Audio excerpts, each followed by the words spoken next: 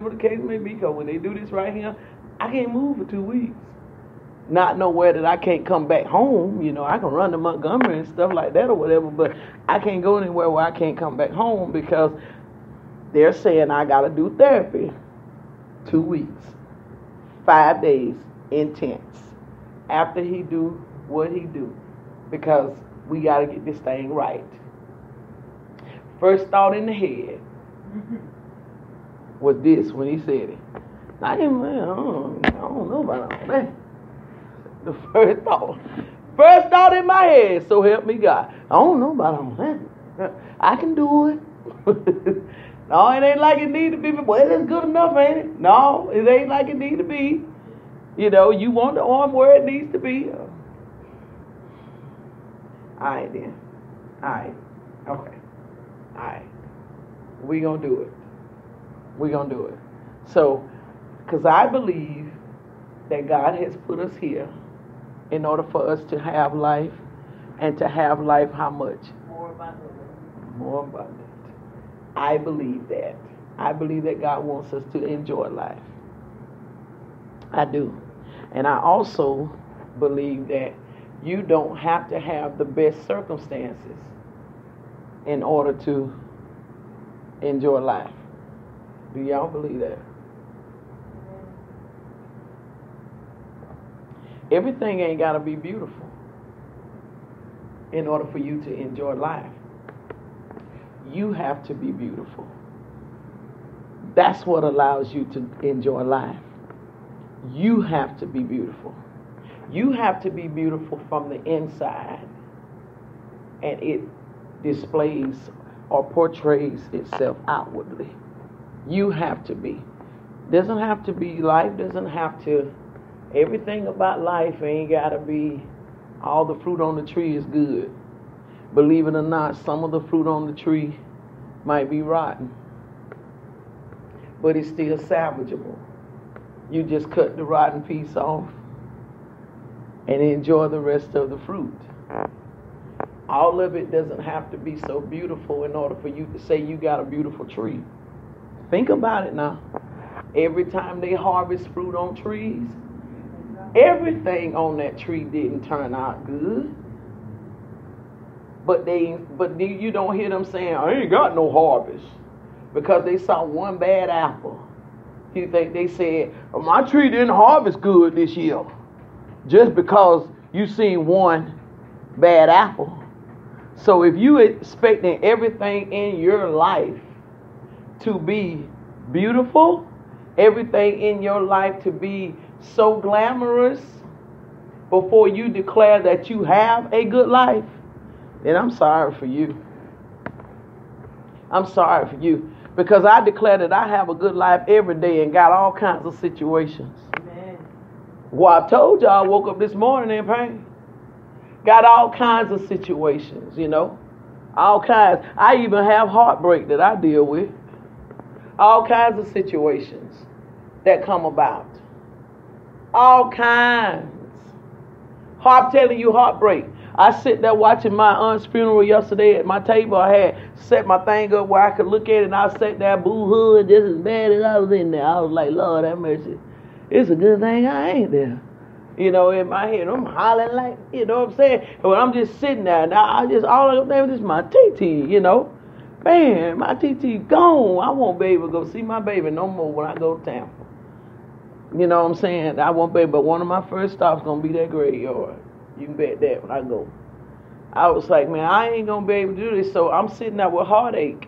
And as I'm sitting there with heartache, check this out. Okay, so they had me on the program for me to say something for expressions, right?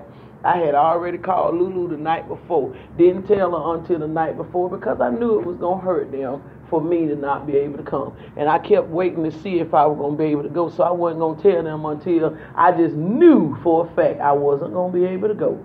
So I tell Lulu that night, me and Lulu talked. She was okay. I comforted her in the fact that I wasn't going to be able to be there and all. She was, Auntie Delphine, because that's what she called me. She's actually my little cousin, actually my second cousin to be a fact, but she called me Auntie. And she, Auntie Delphine, so I wish you, I hate you not going to be able to make it, Lulu. I'm sorry. sorry too, baby. And some people, I said, don't tell nobody I'm not coming, because I already knew what the deal was going to be. And I'm going to tell y'all, show y'all exactly how it went. I knew. I said, don't tell nobody I'm not coming. I had people texting me yesterday, cuz, we waiting to see you. Can't wait to see you, da-da-da-da. I couldn't even respond because I knew I wasn't going to be able to be there. Okay, so they called my name out for me to come up. They said Delphine Bowick. That's my dad's last name. So, and somebody said, she ain't here. I heard. The man said, oh, okay then. She's not here. Oh, let's go on to the next person. And they call up another person. Okay. Then they call my uncle. It's my uncle now. Blood uncle. Blood. Call him up there. He comes up there. He said, well, since Delphine decided not to show up, I'm going to take her time and mine. I heard him. I heard it in the voice.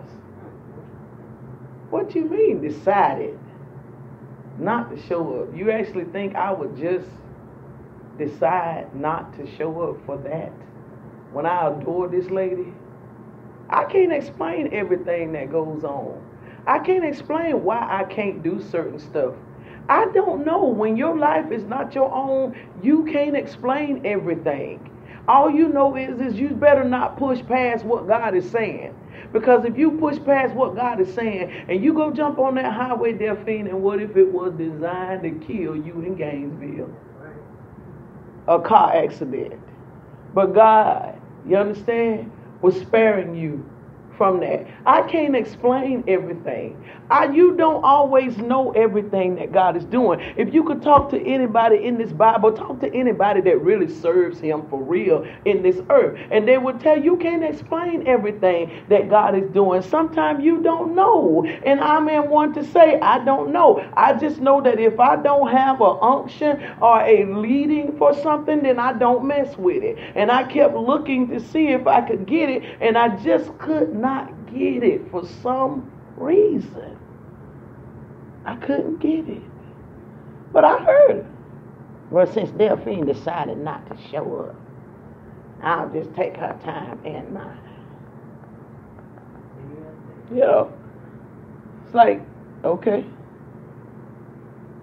All right. And Delphine sitting there crying. You don't even know that. She's sitting there boo-hooing at the table. Boo-hooing. Because she didn't get to stand over her baby to say bye. She boo-hooing. But you taking first.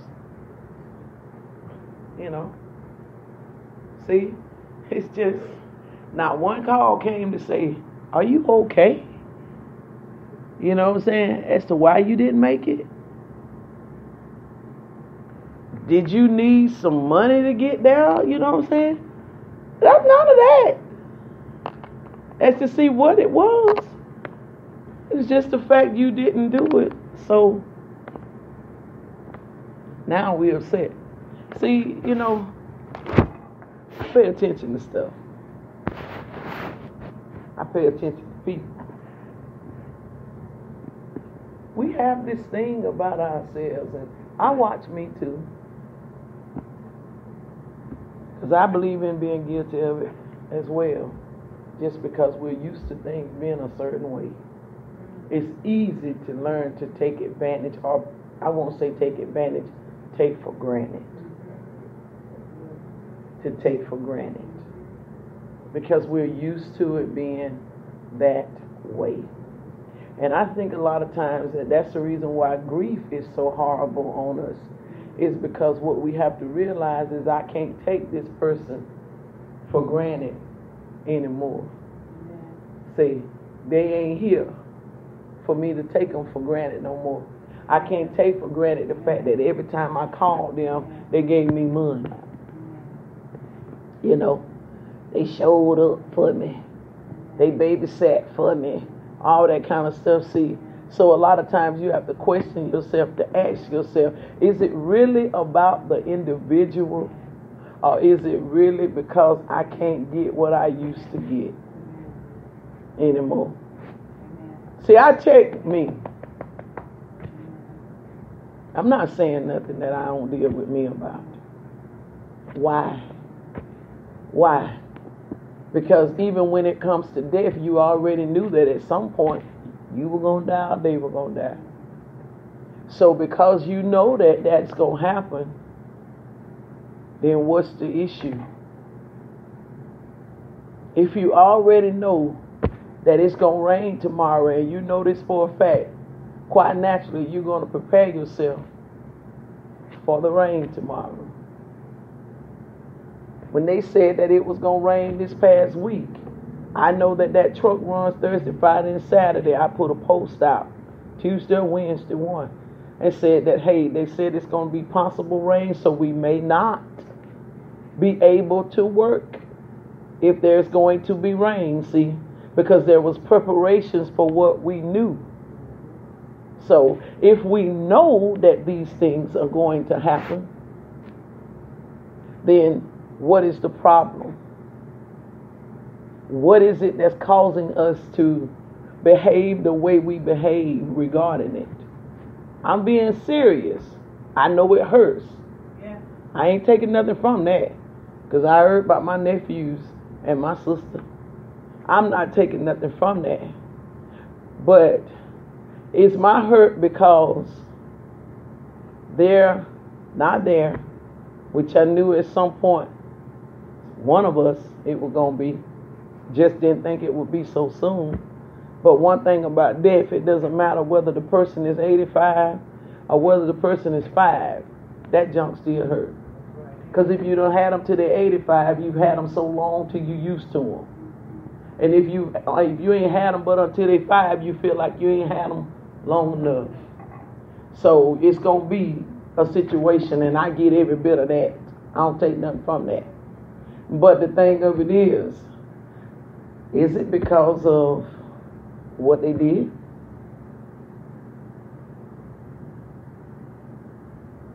Or is it,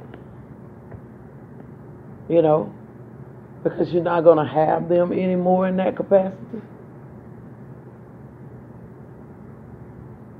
Going to have to learn to do some stuff for yourself now that you crushed on them about.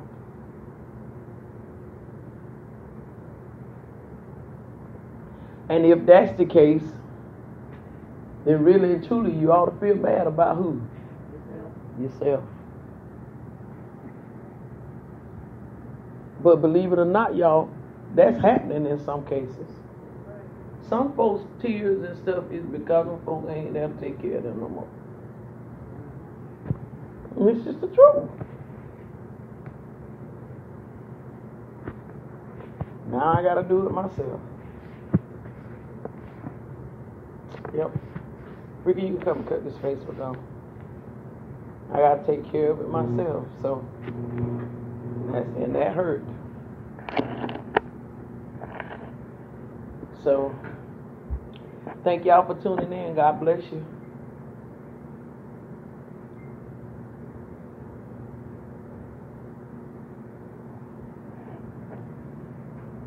So